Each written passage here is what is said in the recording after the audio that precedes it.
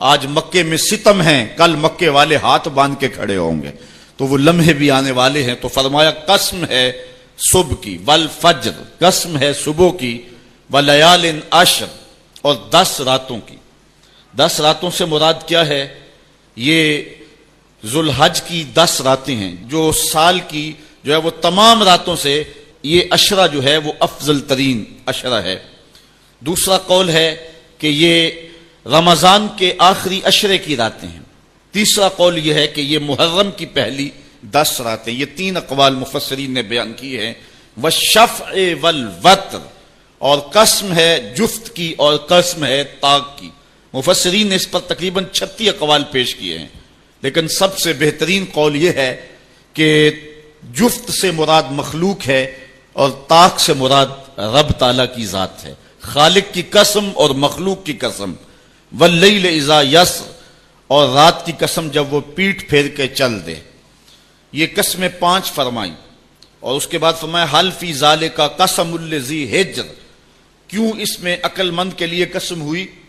یعنی یہ 5 چیزیں عقل مند کے لیے بطور قسم کافی ہیں، اور جو عاقل نہیں ہے اس کے لیے سارے زمانے کی بھی قسم اٹھا لی جائے تو اس کے لیے وہ بھی ناکافی ہے۔ تو قسم جو ہے وہ عقل مند کے لیے پھول کی پتی سے کٹ سکتا ہے ہیرے کا جگر، مرد ناداں پہ کلام نرم و نازک بے اثر۔ ہمارے استاد کہا کرتے تھے کہ اس کو عام لوگ پڑھتے ہیں کہ پھول کی پتی سے کٹ سکتا ہے ہیرے کا جگر، تو کہتے ہیں نہیں کاٹا جا سکتا ہیرے کا جگر پھول کی پتی سے۔ یہ استفہام انکاری ہے۔ پھول کی پتی سے کٹ سکتا ہے ہیرے کا جگر، یعنی یہ ممکن ہے کہ ہیرے کے کلیجے کو پھول کی نرم نازک پتی سے کاٹ لیا جائے؟ تو جس طرح پھول کی پتی سے ہیرے کا کلیجہ نہیں کاٹا جا سکتا، اس طرح کلام نرم و نازک جو ہے وہ کسی نادان شخص پہ اثر نہیں کر سکتا۔ تو اللہ تعالیٰ فرماتا ہے کہ یہ جو قسمیں ہیں یہ عقل مند لوگوں کے لیے جو ہیں وہ نافع ہیں، اور جو بے وقوف ہیں، جو حماقت کے مارے ہوئے ہیں، ان کے لیے اس میں کوئی فائدہ نہیں۔ اسی لیے کہا گیا یضل بہ کثیرا ویہدی بہ کثیرا، قرآن سے بہت سارے لوگ ہدایت پا جاتے ہیں اور بہت سارے لوگ قرآن سے گمراہ بھی ہو جاتے ہیں۔ اصل قصور ان کی اپنی عقول کا ہے اور اپنی بنجر زمین کا ہے۔ 12 کے در تبش خلاف نیست، در باغ لالا رویت و در بوم خار و خس، یہ بارش برس رہی ہے۔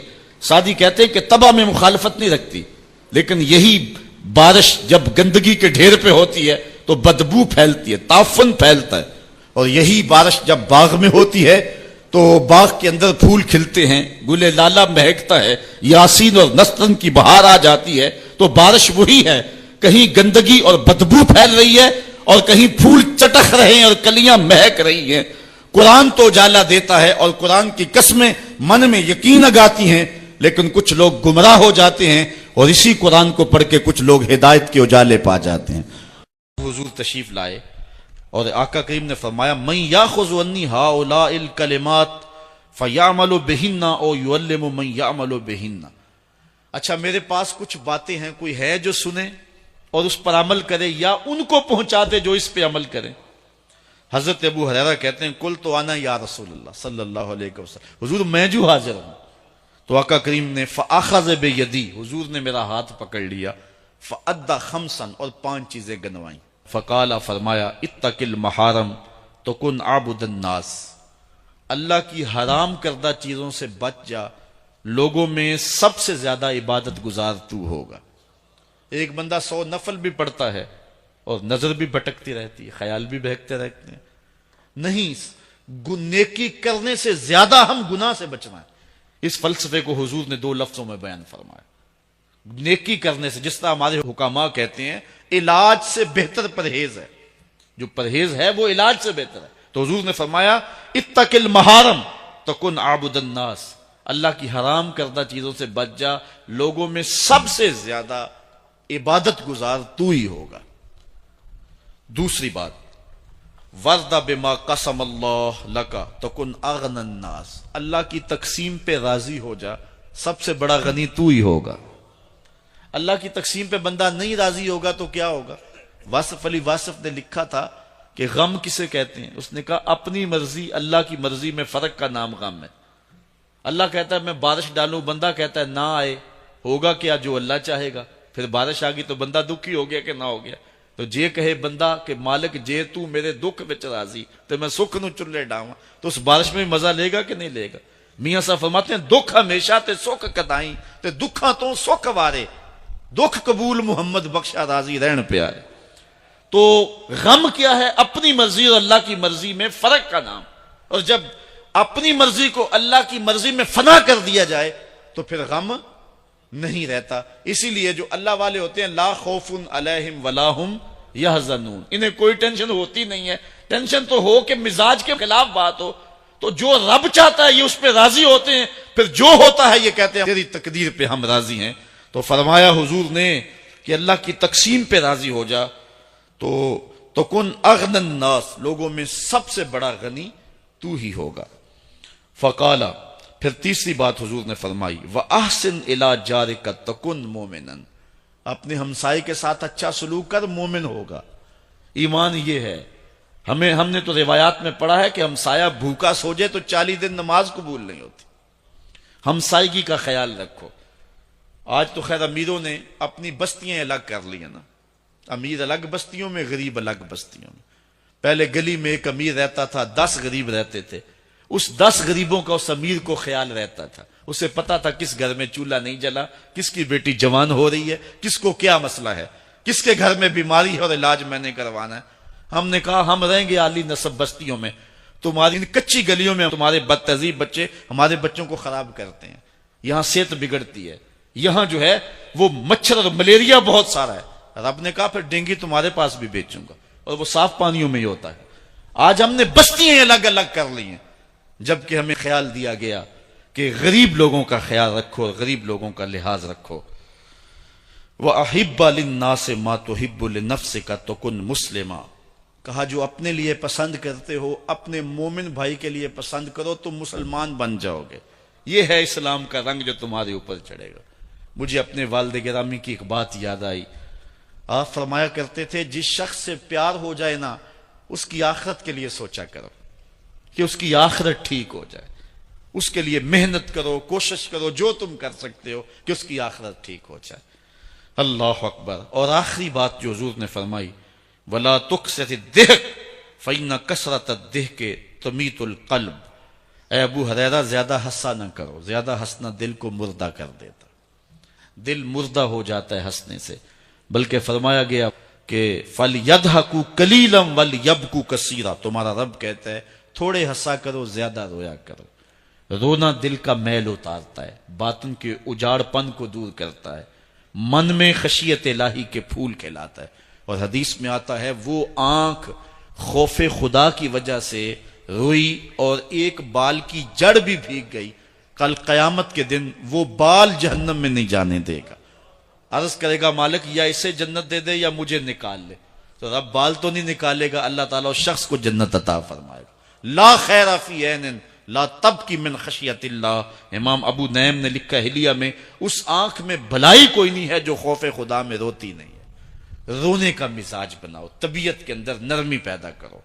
اگر طبیعت سخت ہے، بعض لوگ طبعاً سخت ہوتے ہیں، تو روزانہ شام کے وقت قبرستان میں جا کر کے کچھ وقت گزار کے آیا کرو، اپنی طبع میں نرمی پیدا کرو، طبیعت میں سادگی پیدا کرو، اپنے زندگی کے معاملات کو زیادہ نہ پھیلاؤ کہ جو حساب دینا مشکل ہو جائے۔ ہاں ہر بندہ چاہتا تو یہ ہے کہ میری زندگی آسودہ ہو، آسودہ ضرور بناؤ زندگی کو، لیکن خیال رکھو کہ اس دنیا کی زندگی کی آسودگی سے آخرت کی آسودگی جو ہے وہ زیادہ عزیز ہے۔ یہ 4 دن کی زندگی ہے، ختم ہو جانی، تھوڑی ہے، بالکل سانسوں کی گنتی ہے اور ختم ہو جانے والی ہے، اور وہ زندگی نہ ختم ہونے والی۔ اس لیے خندق کھودتے صحابہ پر جب حضور کو پیار آیا تو دعا کیا دی، اے اللہ میرے انصار کو بھی بخش دے، میرے مہاجروں کو بھی بخش دے، چونکہ زندگی تو آخرت کی زندگی ہے، ان کی آخرت کی زندگی کے لیے خاص طور پہ دعا مانگی۔ اس لیے اپنی آخرت کی زندگی کے بارے ترجیحاً ہم سوچیں اور اپنی زندگی کو بہتری کی طرف لے جائیں۔ 5 گانا نماز شعار زندگی بنا لیں، زندگی جاتی ہے تو جائے لیکن نماز نہ جانے پائے۔ اسلام کا جو بنیادی اخلاق ہے وہ حیا ہے، یہ بات ذہن میں رکھیں۔ ہر دین کی ایک پہچان ہے، حضور نے فرمایا اسلام کی بنیادی پہچان کیا ہے؟ حیا ہے۔ جب ہم نے اسلام کے دامن کو چھوڑ دیا ہے، یہ رسم حنا کے نام سے بدتمیزی یہ کس معاشرے سے ہم نے لی ہے؟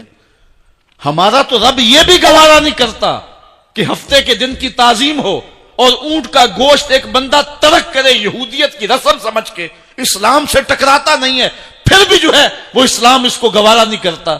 اور کیا بہوؤں بیٹیوں کا تماشا لگایا ہے، اور نیم برہنہ بیٹیاں لوگوں کی شہوانی نگاہوں کے سامنے ہیں، اور باپ بھی کھڑا ہے اور بیٹا بھی کھڑا ہے، نہ باپ کی آنکھوں میں حیا ہے، نہ بیٹے کی نظروں میں حیا ہے، نہ بھائیوں میں غیرت ہے، اور کہتے ہو اللہ کی رحمتیں ہمارے اوپر نازل ہوں۔ یہ تو شکر کرو پتھر نہیں برستے محمد عربی کے قدموں کا صدقہ۔ اگر ان کی رحمت نہ ہو درمیان میں ابھی آگ لگ جائے دونوں جہاں میں۔ یہ تو ان کی رحمت ہے کہ پتھر نہیں برستے۔ پچھلی قوموں نے ایک ایک جرم کیا، کسی کے اوپر پتھر برسے، کسی کے اوپر خون برسا، کسی کے اوپر ایسا زلزلہ آیا کہ نیچے والی جگہ اوپر اور اوپر والی بستیاں نیچے، لیکن اس امت پر ایسا نہیں ہوگا۔ اللہ کہتا محبوب تیری وجہ سے نہیں ہوگا، ورنہ حضور نے فرمایا کہ یہ امت پچھلی امتوں کے قدموں پر قدم رکھے گی۔ یہاں تک حضور نے فرمایا کہ اگر کسی شخص نے اپنی ماں کے ساتھ بھی زیادتی کی ہے تو یہ وہ بھی کریں گے، اور دیکھ رہے ہیں کیا کچھ نہیں ہو رہا۔ قبروں سے مردے اکھاڑ کر کے ان کی بے حرمتی نہیں کی جا رہی؟ کبھی ایسا بھی ہوا تھا؟ کیا کچھ نہیں ہو رہا؟ تم کہتے ہو کہ ہمارے اوپر اللہ کی رحمتیں نہیں اترتی، میں کہتا ہوں شکر کرو پتھر نازل نہیں ہوتے، اور یہ صدقہ ہے محبوب کی کالی کملی کا۔ اور اللہ نے فرمایا ما کان اللہ لیعذبہم وانت فیہم، محبوب تیری وجہ سے میں عذاب نہیں اتارا ورنہ پیس کے رکھ لوں۔ تو ہم اپنے آپ کو دیکھیں، اپنے کردار کو دیکھیں، اپنے حوال کو دیکھیں، سر سے لے کر پاؤں تک ہم اسلام میں آ جائیں، چھوڑیں آدھا تیتر آدھا بٹیر، جہاں جی چاہا اسلام کے دامن میں آگے اور جہاں جی چاہا ادھر چلے جائے، مسجد میں بھی چندہ دیا اور ہوٹل میں بھی شراب پی، رب بھی خوش رہے شیطان بھی راضی رہے، ایسا نہیں ہوگا۔ رب کہتے ہیں نہیں کہتے میرے ہو تو پھر میرے ہی ہو۔ کوئی بھی غیرت مند محبوب نہیں جو ہے تسلیم کرتا کہ میرا محب کسی اور کی طرف نظر اٹھا کے بھی دیکھے، تو رب سب سے بڑا غیرت مند ہے، وہ نہیں چاہتا میرا ہو اور کسی اور کی طرف دیکھے۔ تم کون ہے؟ مغربی تہذیب لگتی کیا ہے تمہاری؟ اپنی ملت کا قیاس اقوام مغرب سے نہ کر، خاص ہے ترکیب میں تجھے قوم رسول ہاشمی۔ تم غیروں کی نقالیاں کرتے پھرتے ہو، تمہارے سامنے سیدہ عائشہ کی سیرت موجود نہیں ہے؟ تم مغرب کے ٹینوں بننے کی کوشش کرتی ہے میری بیٹی، تیرے سامنے محمد کی بیٹی فاطمہ کا نقشہ نہیں ہے؟ کدھر بھاگ رہی ہے؟ یہ بال کھول کے بازار میں کون جا رہا ہے؟ یہ نیم برہنہ کون جا رہا ہے؟ دیکھ محمد عربی تجھے کیا آواز دے رہے ہیں، ان کا لہجہ کیا، اس کو سن اور زندگی کو اس کی مطابقت میں گزار۔ اصل ہمارے دل زنگ آلود ہو گئے، اس دنیا کے اس ماحول نے ہمیں اس طرح کر دیا ہے کہ آج ہمیں سمجھ نہیں آ رہی کہ ہم کدھر جائیں۔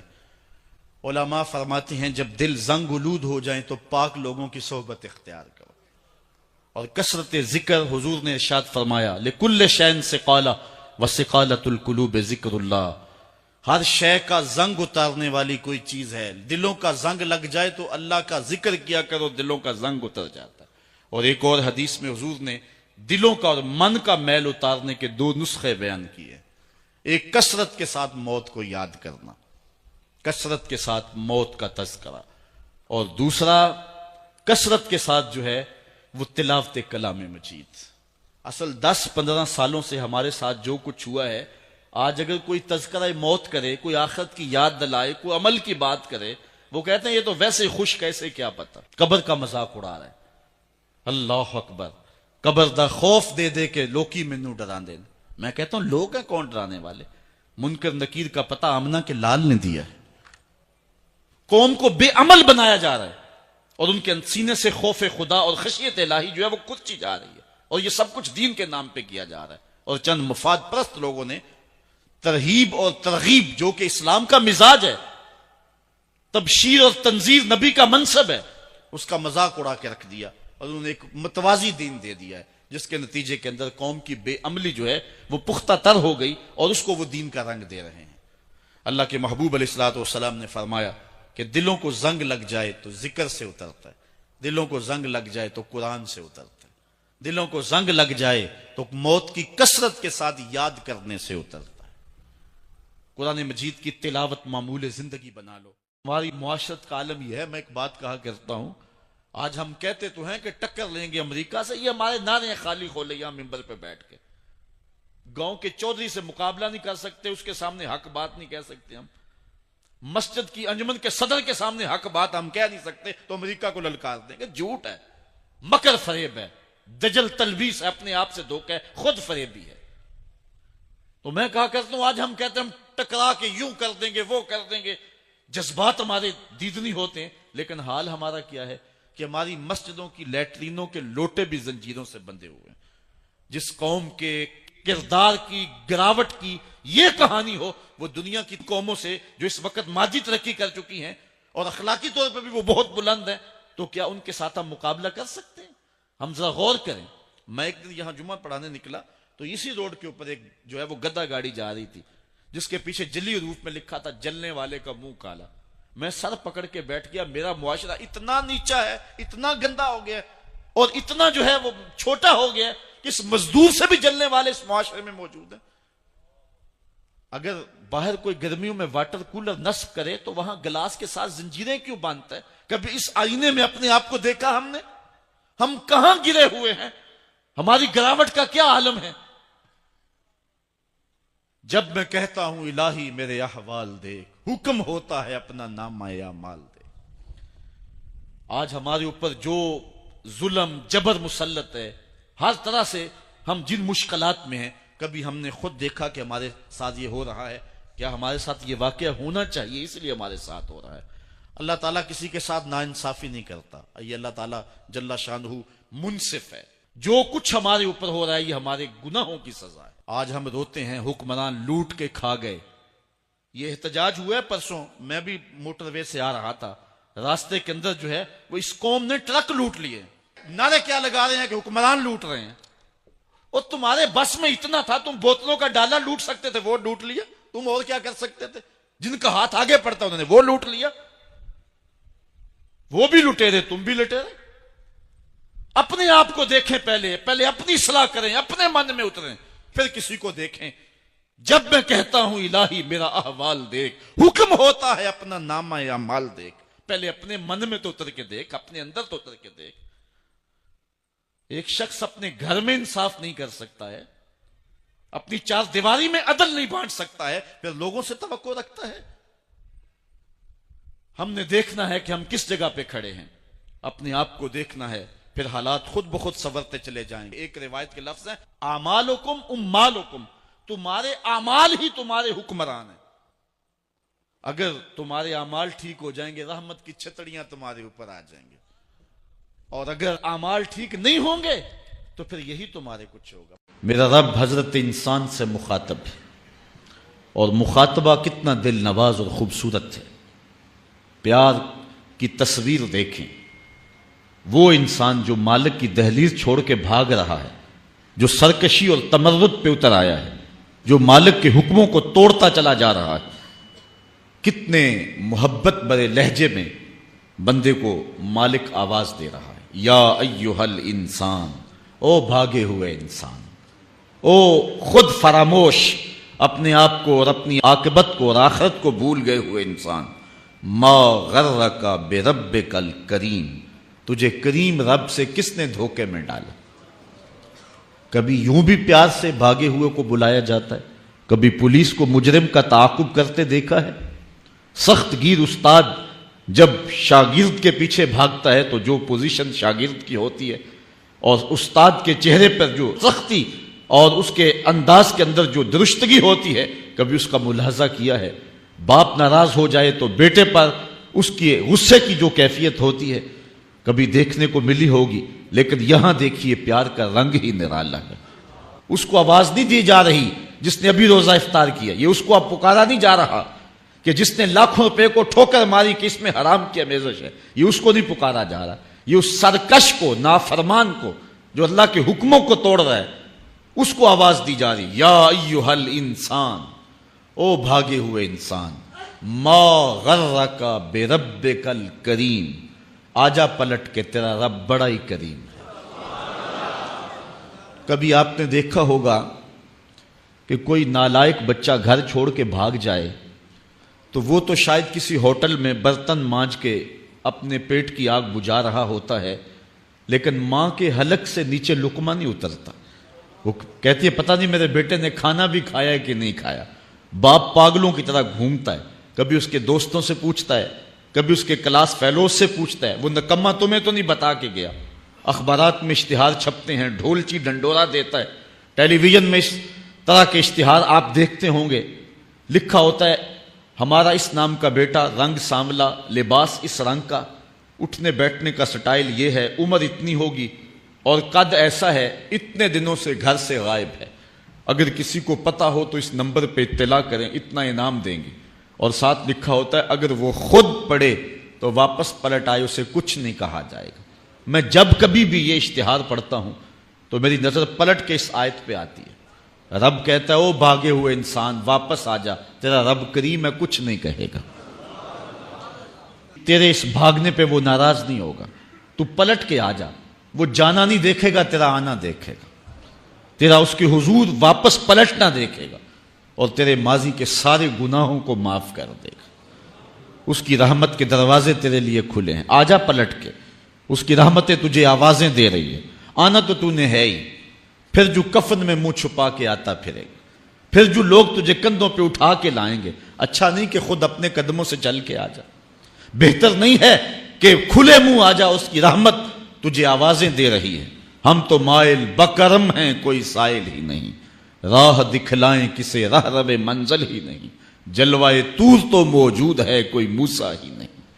آوازیں دے رہی ہے اس کی رحمت. یا ایھا الانسان ما غرک بربک الکریم، واپس پلٹ کے آ جا، تیرا رب بڑا کریم ہے. یہ بد نصیب دن اس وقت جو ہم دیکھ رہے ہیں، سچی بات یہ ہے کہ 14 صدیوں میں امت مسلمہ پر اتنے بد نصیب دن کبھی نہیں آئے.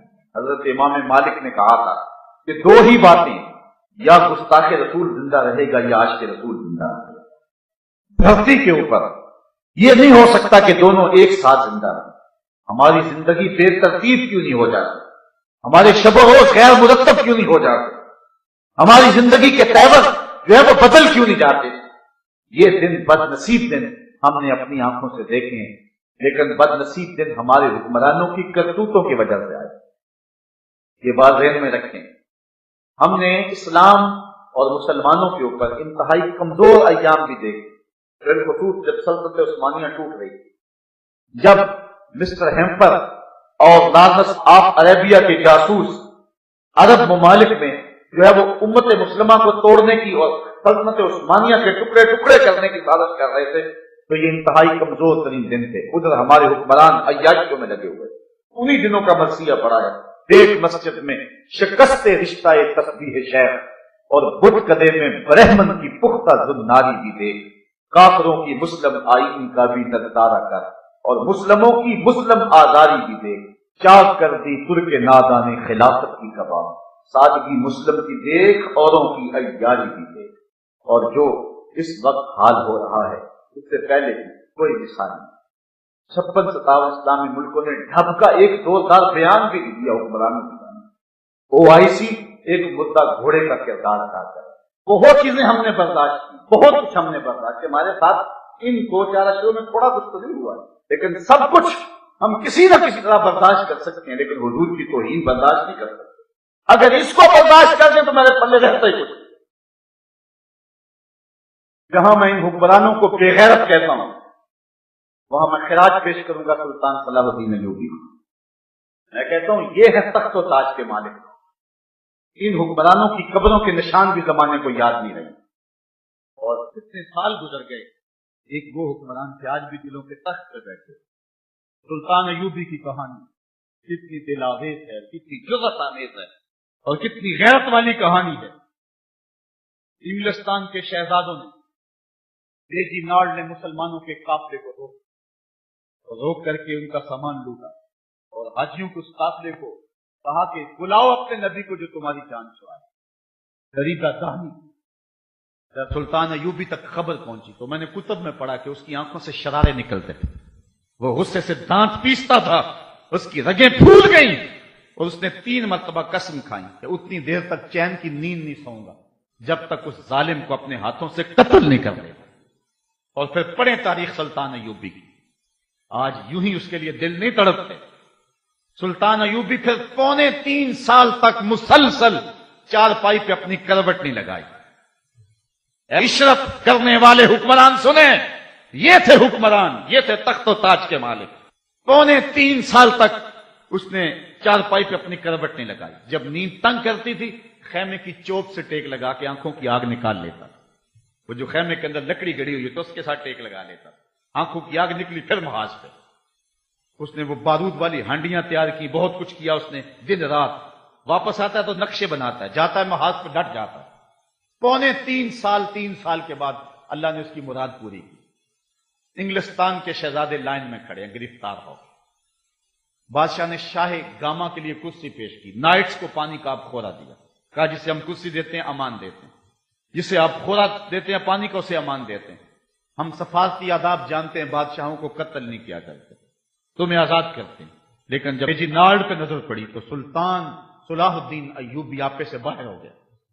وہ غصے سے دانت پیستا ہوا آگے بڑھا اور اس کو گرے باندھ سے پکڑ کے پٹک کے زمین پہ مارا اور چھاتی پر بیٹھ کے اس کے بدن کی بوٹیاں کرتے ہوئے کہا، او کتے، تو نے کہا تھا بلاؤ اپنے نبی محمد کو، محمد عربی نے اپنا نوکر بھیج دیا ہے، محمد عربی نے اپنا نوکر بھیج دیا ہے جو تیری خبر لے گا، اور اس کی ٹکا بوٹی کر کے رکھ دی۔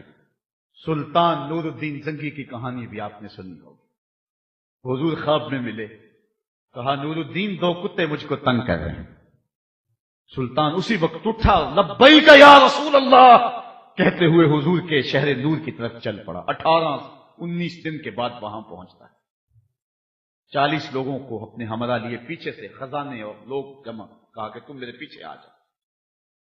مدینے میں کوئی غیر معمولی واقعہ ہو گیا، پھر سارے مدینے کو بلایا اور ان کو کھانا کھلایا، لیکن جو 2 شخص دکھائے گئے تھے وہ نظر نہیں آئے۔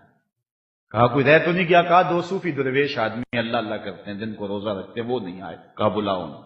بلایا گیا تو بادشاہ نے پہچان لیا، یہ تو وہی۔ کہا ادھر کیا لینے آئے ہو؟ کہا اللہ اللہ کرتے ہیں۔ کہا چلو۔ ان کے حجرے میں چلا گیا، دیکھا تو قالین بچھا ہوا ہے، کوئی آثار نہیں ہے۔ قالین اٹھایا، نیچے پٹا پڑا ہوا، اٹھایا تو نیچے سے سرنگ تھی۔